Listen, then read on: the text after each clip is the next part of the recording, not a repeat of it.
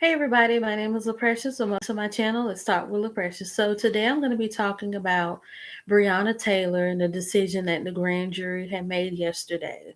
I remember yesterday around like 1:15, 1:20 on CNN, they announced how the grand jury decided to only indict one officer that made the fatal blow to Breonna Taylor with 3 counts of wanton endangerment. And in my opinion, I felt like this case was going to go the way that I thought it was going to go. Because based on how Breonna Taylor was killed in the midst of George Floyd being killed, they pretty much kept pushing George Floyd all the way to the forefront. And it's like Breonna Taylor started off alongside of him, then in the middle, and then she was kind of like fading out. But people were saying, no, we need to remember her. Justice need to be served for her too, because black women count as much as black men do. And even back then, based on how the case was being carried out, based on how long it took for them to finally fire the 3 officers that were involved, it looked like they were just trying to sweep this whole thing under the rug by saying, okay, we went ahead and fired them now. Since we done got that out of the way, now we can move on. But people have been really pressing and pressing and pressing. And I personally felt like by them finally getting the family, her mother, to talk about the case on TV, I'm saying, okay, well, the 3 officers have been fired. Now they're talking about her. And even back then, it seemed like they was just talking about it and swirling it in the circle, but nobody was saying, okay, we need to indict these officers and charge them with homicide or with first-degree murder. And I felt like even then they were going to sweep it under the rug. And I felt like they really tried to. But thanks to social media and, TV and radio stations, pretty much everybody keeping it a swirl, and even Oprah putting Breonna Taylor's face on her cover, that's what really made people move. Now, even at that time, I felt like the only thing the family's going to get is just a wrongful death lawsuit, and that's it. And they did get a $12 million lawsuit, and I hope they get all of the money they're supposed to get, because sometimes I wonder if people who get these big $1 million lawsuit settlements in these cases, if they ever see the money, if not all of it at all. So hopefully they do get all of the $12 million that was allotted to them in that settlement. Now, moving to whether justice was really served or not, I don't think it was, because the way that the case was done was just very sloppy. It was very sloppy. And the reason why I say this case was done so sloppy is because the reason why they shot into Breonna Taylor's apartment the way they did, because her ex-boyfriend was a drug dealer. So they were subsequently looking for the drug dealer, but in my opinion, and they knew that the boyfriend used to live there, but it seems like there was not enough investigation as to where he was. Because I watched plenty of CSI Miami, plenty of detective shows, plenty First 48, and I know from watching those, they fear this. This very case is what a lot of the officers, even though they're not real officers, fear in these TV shows. They say the reason why we don't want to kill someone on accident, why we don't want to wrongfully convict or mistake anybody, is because the police force is already seen as racist as heck anyway.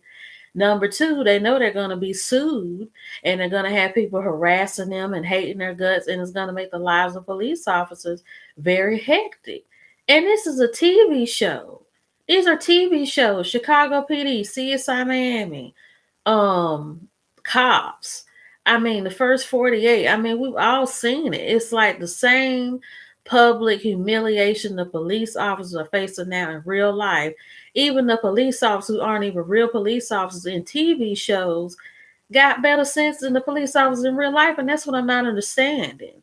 Because I feel like with this case, what should have happened was, if you were looking for her boyfriend, why didn't y'all scout the house out?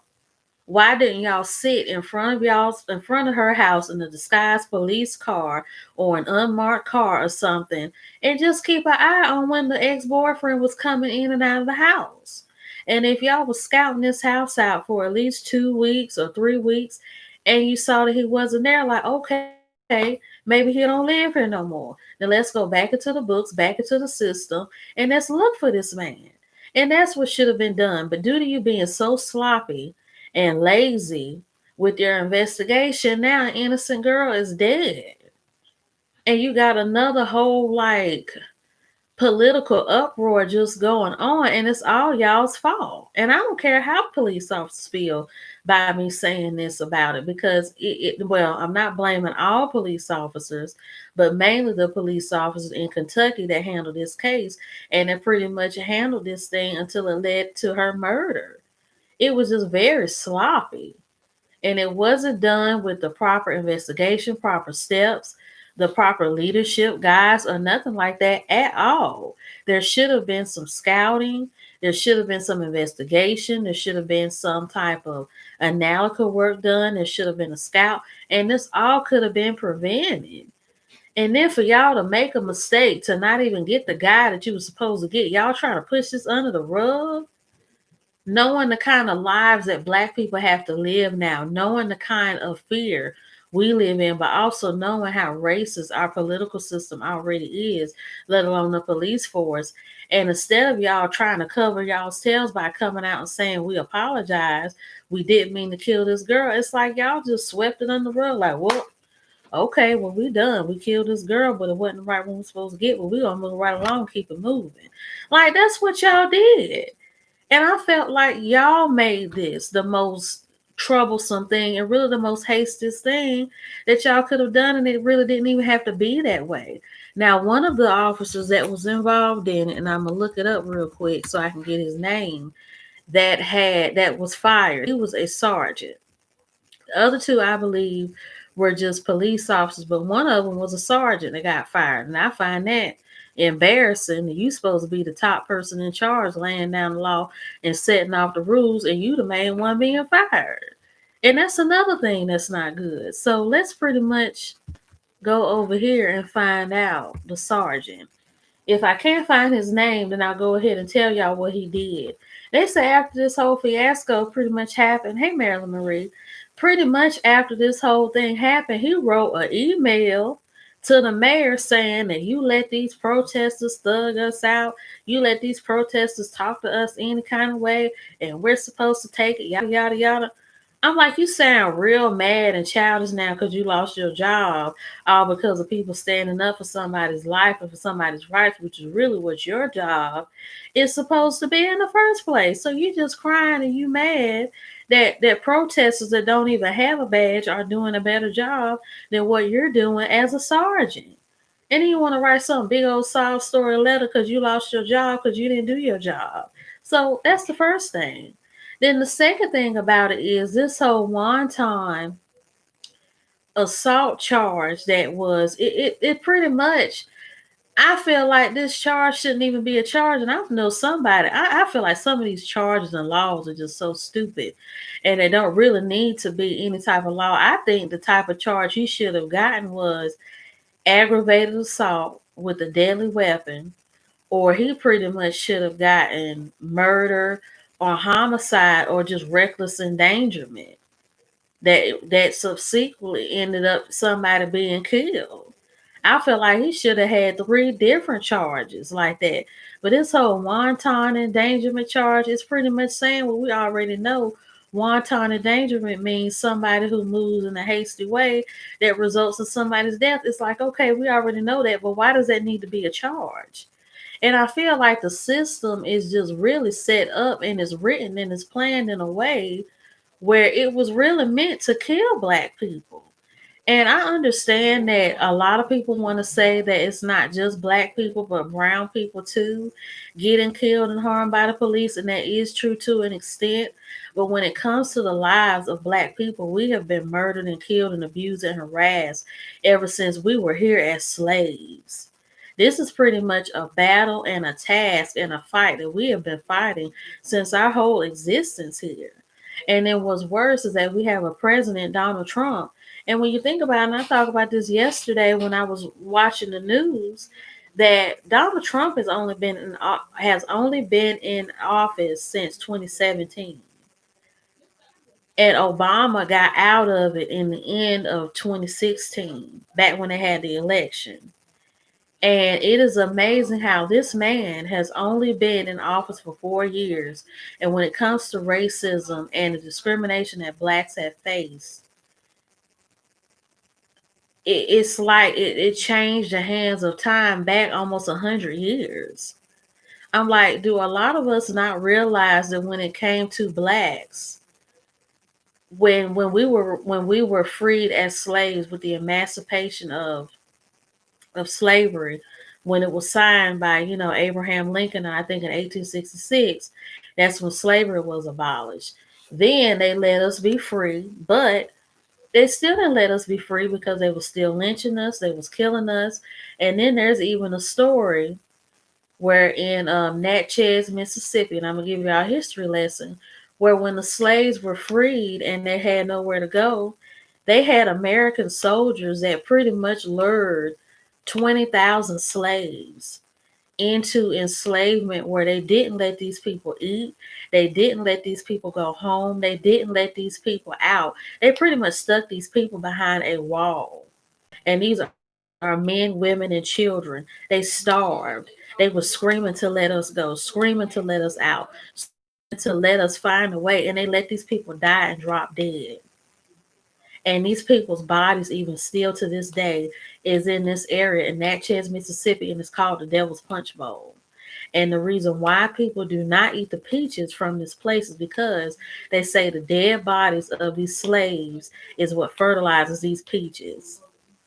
And that's the kind of America and country that we live in. And do you guys not understand that after that, and even the destruction of Black Wall Street and the civil rights movement, when they set dogs and hoses and even had police officers beat and stab us and wrongfully put us in jail, they're doing that to us now?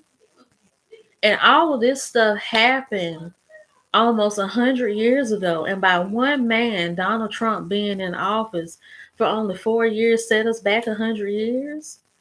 Like, I hope a lot of us are really understanding this and watching this and really seeing how history is repeating itself, but how it's hurting us. And I feel like all Black people, I don't care if you're rich, I don't care if you're married to a white woman, Hispanic woman, white man, Hispanic man, or whatever, you're still Black at the end of the day.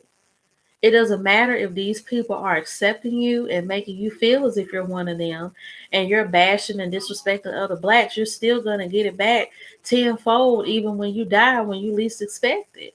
Like, they had one Black man that was a diehard Trump fan. He didn't even wear a mask and he died from COVID-19.